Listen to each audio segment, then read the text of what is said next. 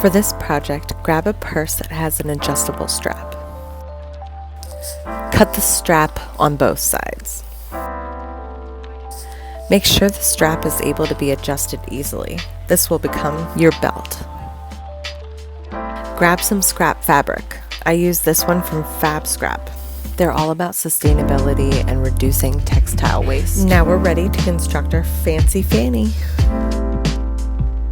You will end up attaching the scrap fabric piece to the back of the purse, as if it were a belt loop. On the left is what the final product will look like.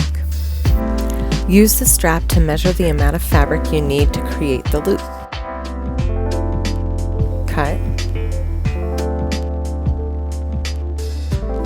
And sew with a straight stitch. Make sure that belt loop is not in there when you're doing that. Turn the fabric inside out and go ahead and grab your hand sewing needles.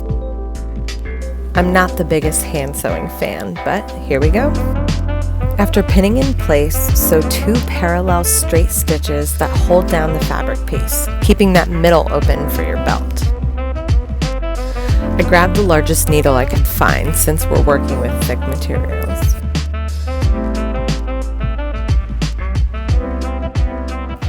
It's not the straightest, but I'm not a perfectionist and it will not be seen when I wear it, so Continue by sewing a parallel stitch at the bottom of your belt loop.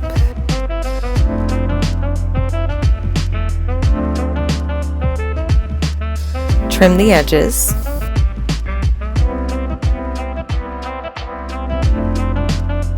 Thread your belt loop through.